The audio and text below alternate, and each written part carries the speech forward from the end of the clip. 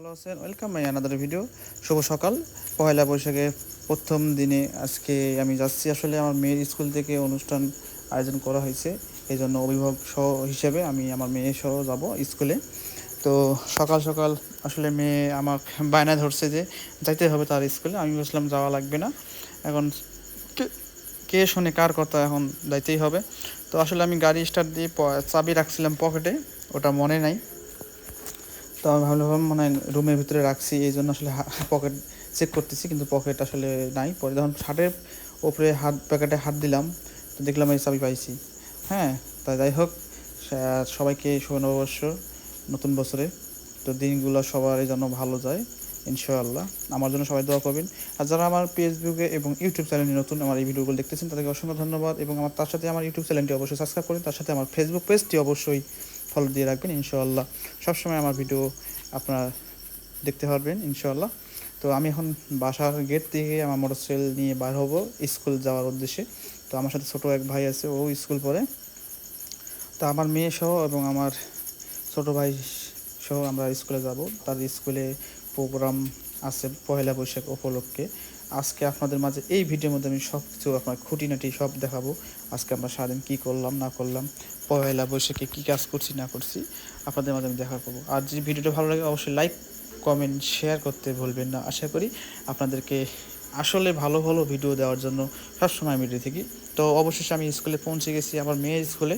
তো এইখানেই দেখতে পাচ্ছেন আমার মেয়ের শুভ নববর্ষ। আসলে আমি নেব না, তারপরও ছাড়বে না, ছোটো বাচ্চা এখন না বুঝলে এখন যাইতে হয় আর কি, সেটাই। তো আমাদের কাউনিয়া উপজেলার মধ্যে নর্থ বেঙ্গল কিন্ডার গার্ডেন স্কুলে আমার মেয়ে পড়ে। তো সেই স্কুলে আজকে পয়লা বৈশাখ উপলক্ষে তো আয়োজন করছিল ছোটো বাচ্চাদের, যে সহ অভিভাবকরা এবং সবাই, সকল অভিভাবক এবং স্কুলের ছাত্রছাত্রী সবাই কিন্তু আসছিল এখানে। তো দেখতে পারতেছেন এখন রান্না বান্নার আয়োজন চলতেছে। তো আসলে এতক্ষণ তো ছোটো বাচ্চারা থাকা আসলে সম্ভব নয়, জন্য স্কুল কর্তৃপক্ষ খাওয়ার আয়োজন করছে। তো এটা অনেক ভালো হয়েছে, কারণ আসলে পেট শান্তি দুনিয়া শান্তি, সবাই জানেন। পেটে খেতে থাকলে কোনো কিছু ভালো লাগে না। তা ঘুরতে ঘুরতে এখন আসলে আমি এই যাওয়ার পথে এবার দেখলাম যে আমাদের থানার সামনে একটা রেলি বেরিয়ে যাচ্ছে, দেখতে পারতেছে। খুব সুন্দর বাচ্চা কাচ্চারা সাজুগুজু করে পয়লা বৈশাখে মানে উদযাপন করতেছে, দেখতে পারতেছে। আমিও আমিও দেখলাম যে অনেক সুন্দর।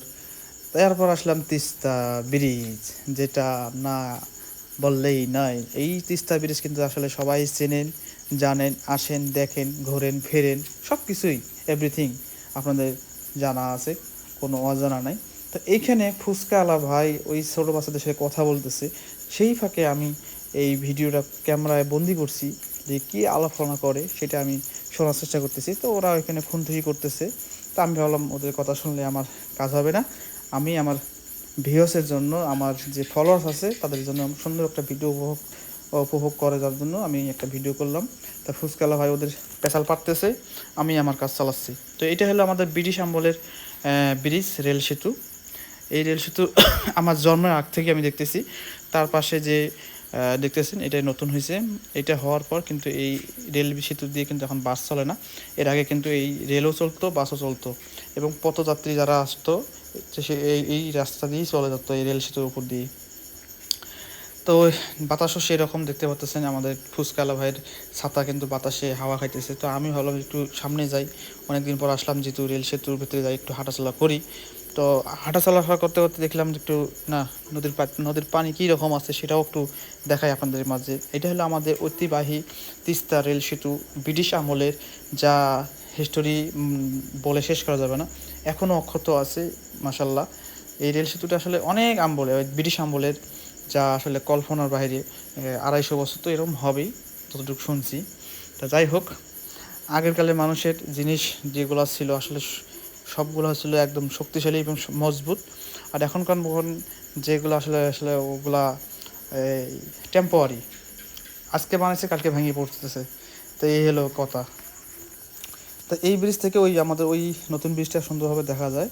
ওই ব্রিজটা আসলে ভিউ আসলে অনেক সুন্দর দেখা যাচ্ছে। তা আমিও একটু সামনে যাচ্ছি এবং দেখানোর চেষ্টা করবো আপনাদের মাঝে যে সম্পূর্ণ ভিডিওটা, যে আমি কেমন করে আপনাদের মাঝে আসলে দেখাবো। আসলে দেখার এখানে কিছু নেই, সবাই জানেন। তো তিস্তা পানিগুলো এত সুন্দর নীল কালারে আসতেছে, আসলে মনে হয় আরব দেশের সাগরের পানি যেরকম কালার আসে সেরকম একদম নীল পরিষ্কার, একদম এত পরিষ্কার পানি, আসলে কি বলবো, অসাধারণ, একজন অসাধারণ। তো সকাল সকাল আমি আসলাম। তো এইখানে কিন্তু এই যে আপনার নৌকায় আছে, যারা ভ্রমণ করতে আসবেন নৌকায় অনেক পছন্দ করেন তাদের জন্য এখানে নৌকা আছে। হ্যাঁ, আর জেলে ভাইরাই দেখতেছেন চর জাগছে, অনেকে কৃষিকাজে আবাদ চাষ করছে। তো যাই হোক, এখন তো কথা বললাম অনেক তিস্তা সেতু নিয়ে, সবাই তো তিস্তা ব্যাপারে জানেন, আসলে আমি অতটা অভিজ্ঞতা নাই, যতটুকু অভিজ্ঞতা আছে সেইভাবেই আমি আপনাদের মাঝে শেয়ার করলাম আমার কথাগুলো। যদি ভুল ত্রুটি হয় অবশ্যই ক্ষমার চোখে দেখবেন। তিস্তা নদী নিয়ে অনেক কাহিনী হয়েছে, আপনারা জানেন। তো তারপর এখন যেহেতু যাওয়ার পর দিকে সাইকেলওয়ালা ভাই আমার সামনে দিয়ে আসতেছে, আমি একটু ভয় ওই রেলের উঠে গেলাম, কারণ নিচের দিকে তাকালে আসলে কলজায় থাকে না, এমন অবস্থা, এমন ভাঙ্গা। হ্যাঁ, তারপর ওই যে ছোটো ভাইরা কই উঠছে, দেখতেই পারতেছেন। তা আমি চাইছিলাম যে ওইখানে উঠবো, আমি কিন্তু উঠছি, এতটা সাহস পাইনি যে দাঁড়াই একটু হাঁটবো, 2-1 হাত হাঁটে, কিন্তু সাহসটা পাইনি এত। অথচ আমি কিন্তু ওখানে উঠলে কি হবে, যখন চট্টগ্রামে কাজ করতাম স্ক্রাব জাহাজে, তখন মনে করেন অনেক কাজ করছি, কিন্তু ভয় লাগেনি।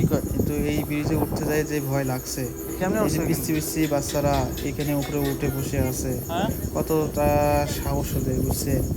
তো আমাদের রেল সেতু কিন্তু অনেক সুন্দর, মাসা এসে উঠতেছে, আমাকে দেখা যাচ্ছে যে এইভাবে উঠতে হয়। আমি কই ঠিক আছে আমি উঠবো, তো আমি ট্রাই করছি, কিন্তু ওইখানে যাইয়া আটকে গেছি, আর যেতে পারি না, কারণ আমার অত সাহস নাই। তো ওইখান থেকে বাইরে নেমে আমি আমার স্কুলে আসলাম। এখন স্কুলে অনুষ্ঠানের শেষের দিকে খাওয়া দাওয়া হবে বিরিয়ানি, তো সবাইকে বিরিয়ানি দিচ্ছে স্যারেরা। তা এই ফাঁকে আমিও আসলে ভিডিওটা করলাম।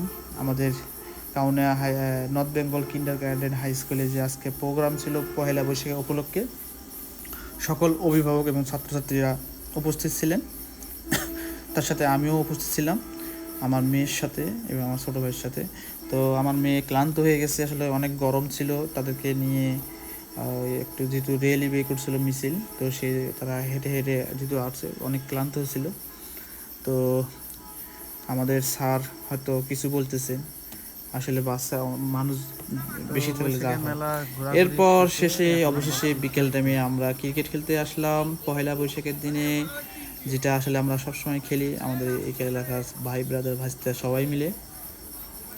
তো আজকে খেলাটা খেলছিলাম আমরা হলদিবাড়ি বনাম আমাদের ভুতসারা মজাপাড়া ছেলে মিলে ভাইস্তা সহ। তো দেখতে পাচ্ছেন এই খেলাটা কিন্তু আজকে একটু মজা হয়েছিল, মানে 1 উইকেট, লাস্ট উইকেট, আবার 1 রান করলেই ম্যাচ এমন একটা পদ্ধতি লেগেছিলো। তো ব্যাটসম্যান যারা ভালো ছিল তারা সবাই আউট হয়ে গেছে, আর যে পারে না লাস্টে কিন্তু সেই ম্যাচটা জিতে গেছে। হ্যাঁ, তো কিপার ভাই আসলে অনেক আবেদন করছে আসলে আউটের জন্য, লাস্টে কিন্তু এই দেখেন আমাদের নাহিদ বলছি বল থাকো, উইকেট ওয়াইড হবে।